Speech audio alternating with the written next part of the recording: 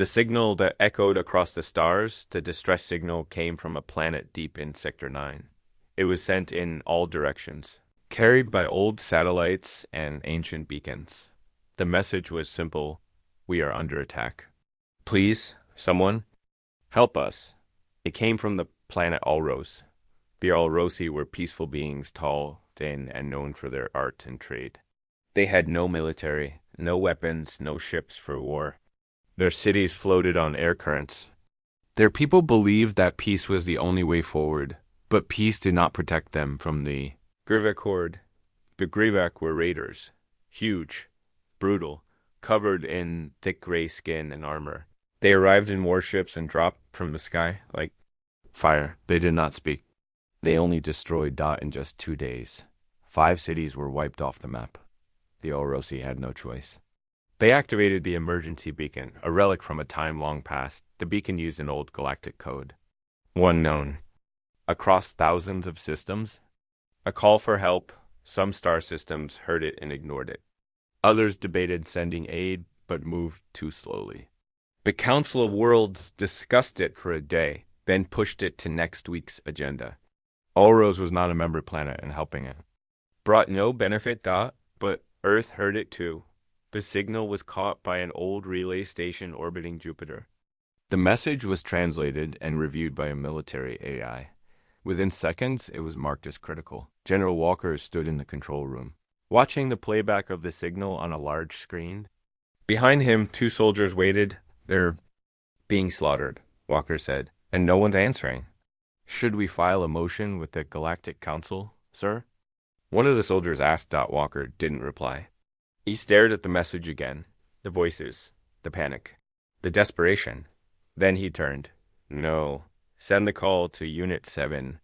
The room fell quiet. Unit 7 was not a regular military team.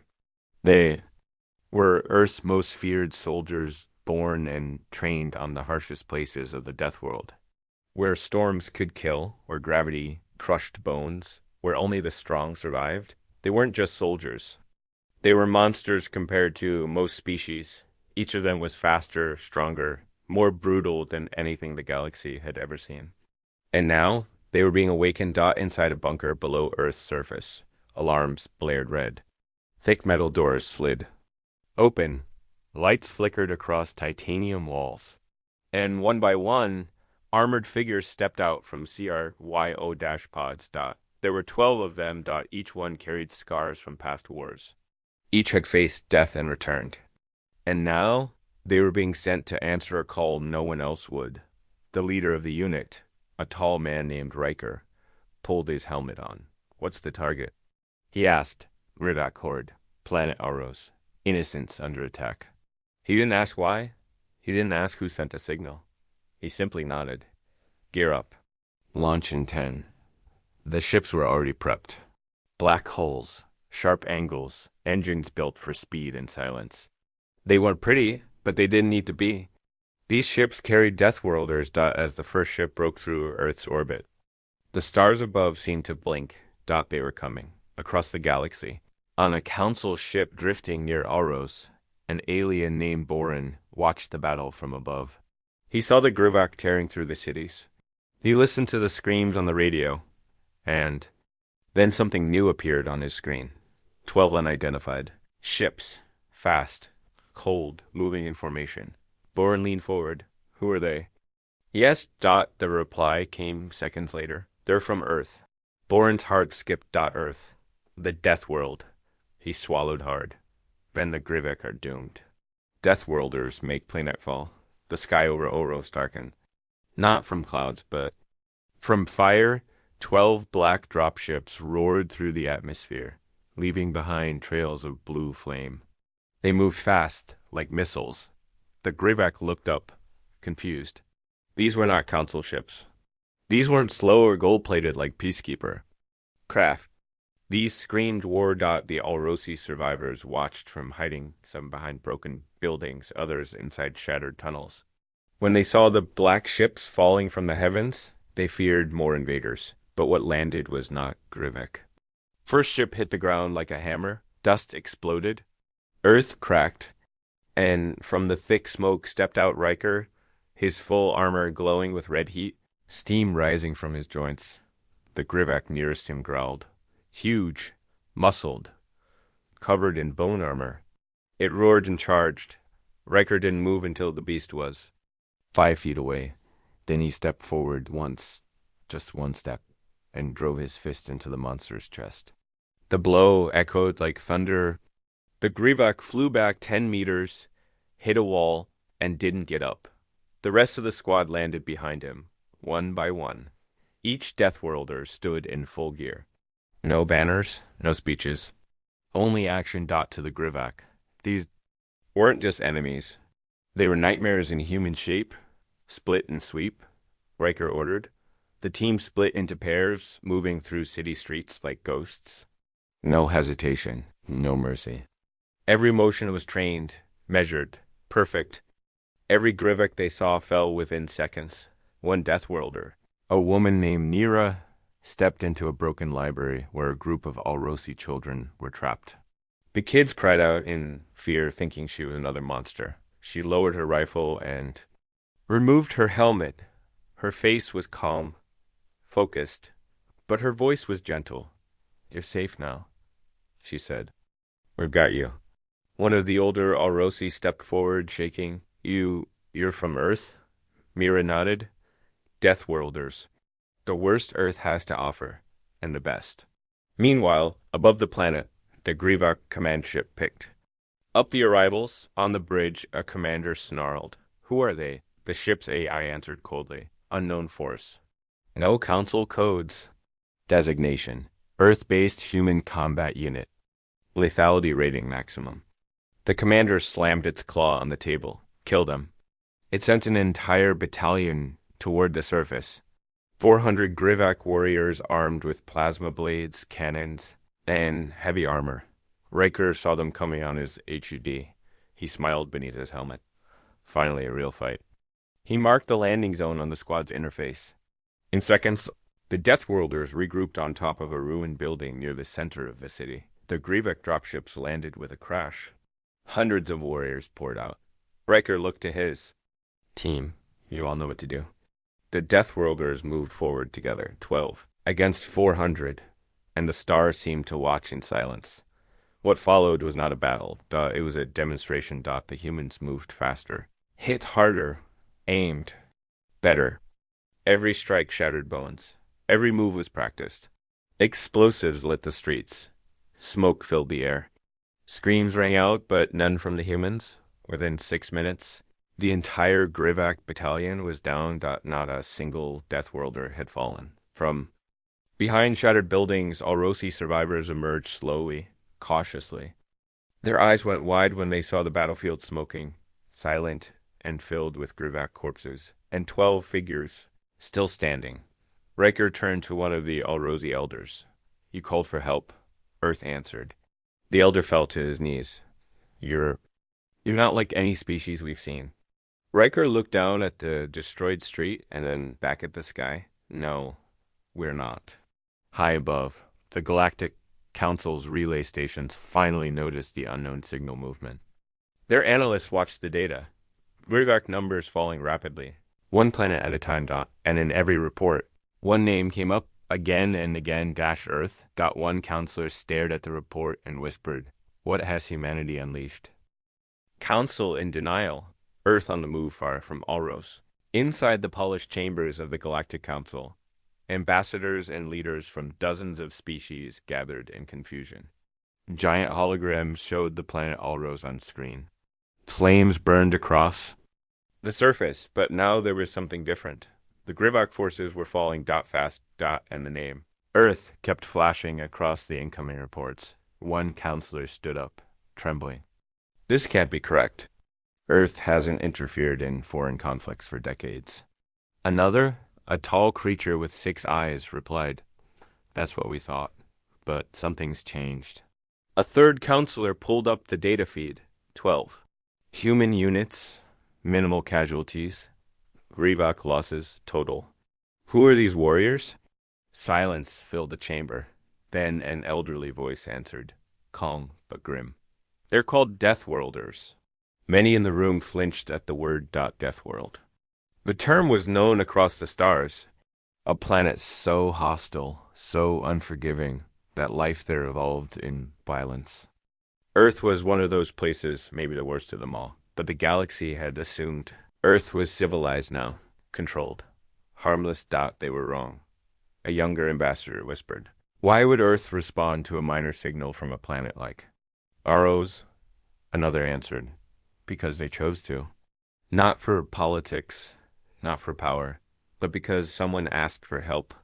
Back on Aros, the fires were dying. The air was quiet. Mira stood beside a fallen statue, watching the sunset. Next to her, a small Orosi child held her hand. They're gone, the child said. Mira nodded. For now, but more might come. The boy looked up. Will you stay? She shook her head slowly. No, we are needed elsewhere. At that moment, a signal came through the comms. Riker's voice. New orders. Multiple distress signals in the nearby systems. Grivak are spreading. She looked down at the boy. We don't stay in one place. We go where the fight is.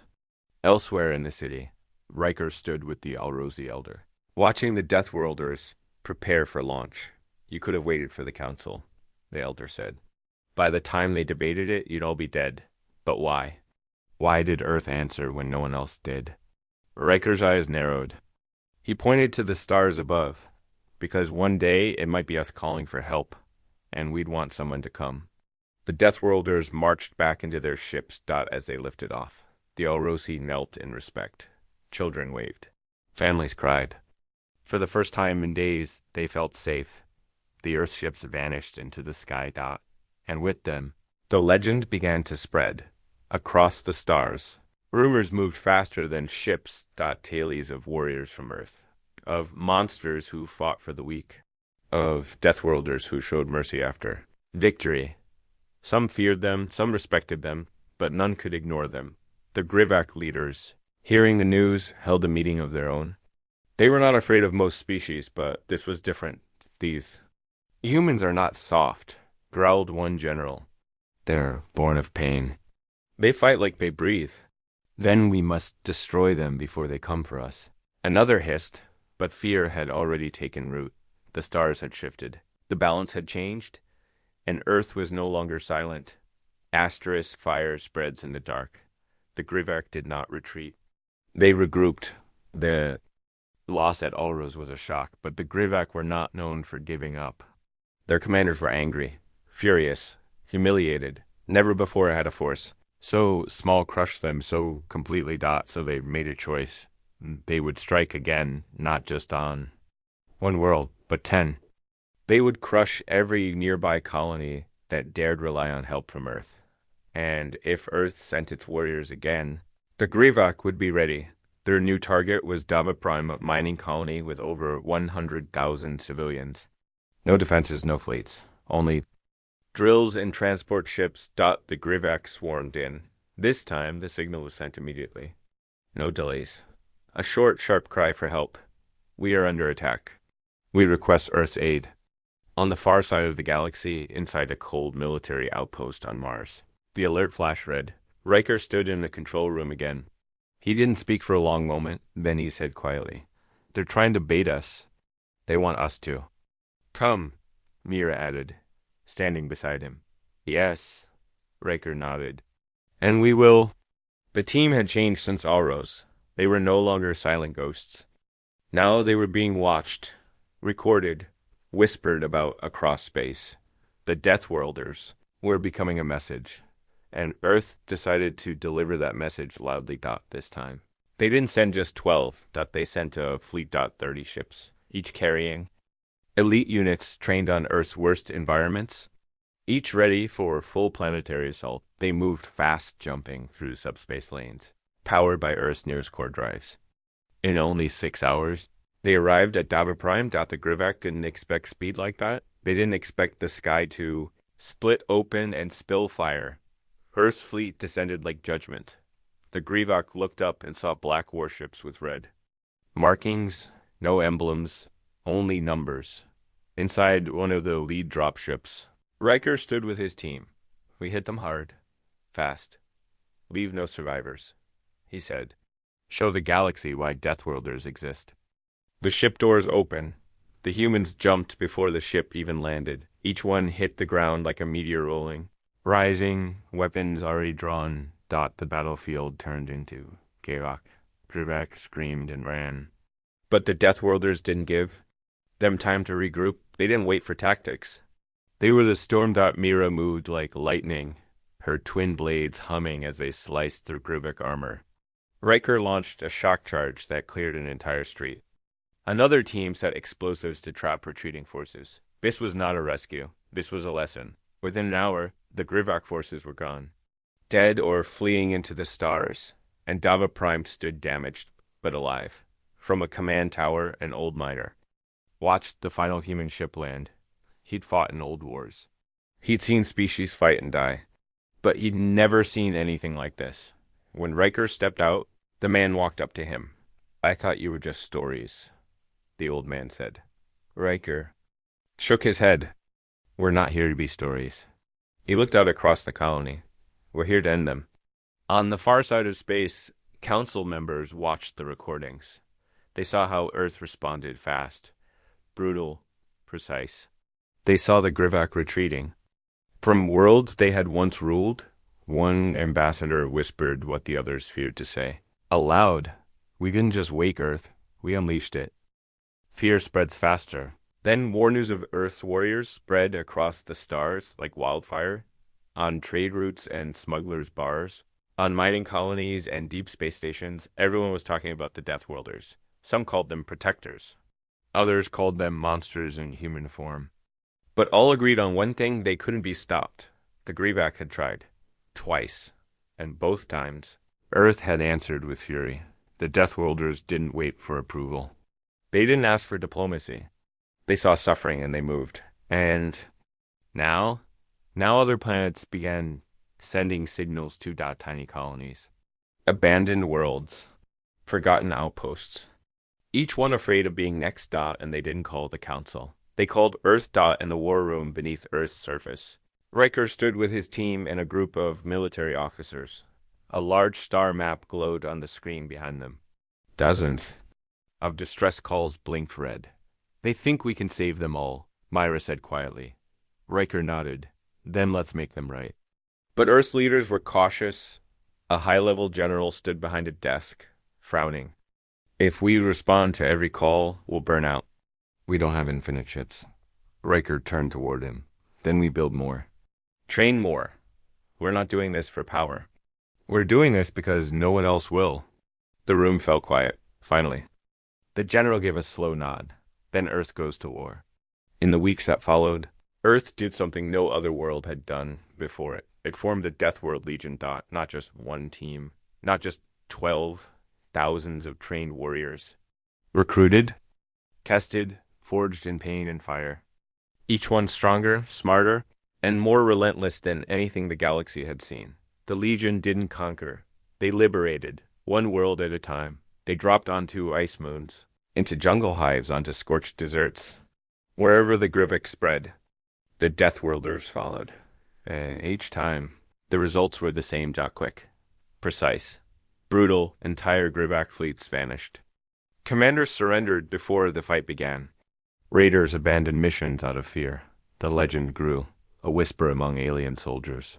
If Earth answers, run. Back on Alros, the planet that started it all. Life slowly returned. Floating cities were rebuilt. Trade resumed. And every child learned one new story. The day monsters came from the stars and saved them. An Alrosi artist crafted a statue in the center of the capital. 12 armored humans, weapons down, standing protectively over a group of alien children. It was called The Ones Who Came. And above it, carved in every language of the galaxy, they heard our cry. Meanwhile, the Grivak leaders met in secret. Their empire, once expanding, now shrinking fast. One general slammed his claw on the table. "We can't match their strength. Not head on." Another hissed, "Then we find their weakness." A third nodded, "Let's make Earth fear us. Let's strike them."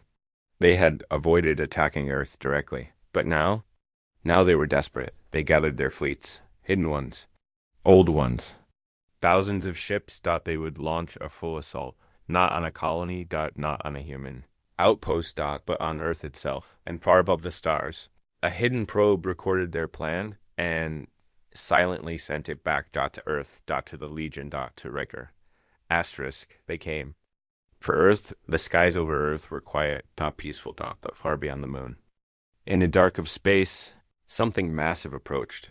The Grievak had gathered their entire remaining fleet, over 9,000 ships. Heavy carriers, war cruisers, stealth bombers. It was the biggest single force ever aimed at one planet. They weren't coming to win a battle. They were coming to send a message. We are not afraid of Earth.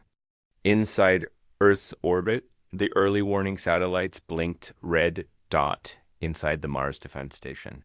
Operators gasped as they saw the size of the incoming fleet and in the command center on Earth. Riker stood silently, watching the screen. They're not just attacking, Nira said, stepping up beside him.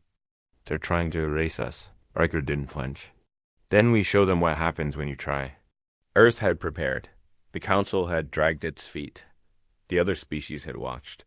But Earth had acted. Orbital defense rings were online. Railguns pointed skyward. EMP mines floated in strategic orbits. And hidden behind the moon, Earth's first fleet, the full might of the Deathworld Legion, waited in silence. And when the Greyvok fleet entered the solar system, Earth didn't send a message. No threats. No warnings. Just a single signal sent from Riker's command ship. You wanted Earth. You got it. Then the sky lit up from behind the moon. Over 100 black ships surged forward. Deathworld vessels built for speed, fire, and destruction. Fighters screamed between battleships. Drones launched in waves. Stealth cruisers blinked into existence from cloak. The Greyvok had numbers, but Earth had fury. The first clash was like a supernova. Massive Greyvok carriers were torn apart by precise strikes. EMP mines disabled command ships. Railguns from Earth's orbit punched through shields like paper. And then the boarding parties came. Thousands of Deathworlders, launched in pods, slammed into Greyvok hulls like missiles. They tore into the ships from the inside, room by room. Hull by hull, no mercy. No survivors? Riker himself led the strike. Team on the largest Greyvok dreadnought. He moved through fire and blood, tearing through enemy soldiers with silent rage. He planted an overcharged core in the heart of the ship and walked out before it exploded. One by one, the Greyvok ships began to vanish, exploding, retreating, breaking, the fleet, once proud and unstoppable, collapsed in chaos. The Greyvok commander, watching from his flagship, screamed in frustration. This is impossible. They are just humans. But one of his own officers, wounded, afraid, replied with shaking words. No, they are from Earth. The death world, the place where strength was survival, where peace came after pain, and where kindness was given only after wrath was delivered. Within 6 hours, it was over. Of the 9,000 ships that entered the system, only 17 escaped. And they didn't go home. They scattered into deep space, broken, leaderless, afraid, back on Earth. The first fleet returned to orbit. Riker stood on the bridge of his flagship, watching the stars. He didn't smile. He didn't speak. He just waited in case anyone else thought of testing Earth. The stars were quiet again. But this time, not peaceful. This time, they were silent because they remembered. Asterisk, the legend of Earth, the war was over. Greyvok forces had been shattered. Their home world went dark. No more raids. No more screams across distant stars. The horde was broken, scattered across the void. And the galaxy watched in stunned silence in the days that followed. Ships from every major species sent quiet envoys to Earth, not with demands, but with respect no ambassador dared speak with. Arrogance. No politician treated Earth as a young world anymore. Because now they understood. Earth wasn't like other planets. It wasn't built on comfort or ease. It was forged in fire. Inside the Galactic Council chamber. The same hall that once ignored Auros' cry for help. The atmosphere had changed. New seat had been added black metal, plain, UNPOISAGD. The nameplate read simply, Earth. But Earth didn't send politicians. They sent Riker. When he entered the chamber, the room fell into complete silence. His armor was scuffed. His expression was calm. And his voice, when he spoke, carried power. We are not here to rule. He saw, we are not here to threaten. But understand this, he paused. When someone cries for help, Earth will answer. Not because we want praise, not because we want thanks, but because it's right. He turned toward the same counselors who once debated and delayed. You all had the chance to act. You didn't. And now? He nodded once.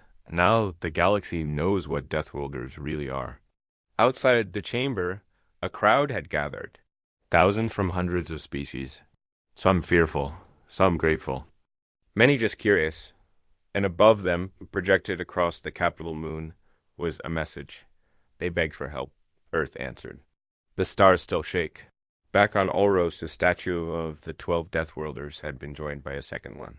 A fleet of Earth ships rising over the horizon, fire behind them, light ahead. The children of Ulros played beneath the monuments. And when they imagined heroes, they didn't dream of kings or councils. They dreamed of humans, that of warriors who came when no one else would, of the monsters from the Death World who became legends and in every corner of the galaxy. One truth remained. You can cry for help, but if Earth hears you, prepare for the stars to shake. Asterisk.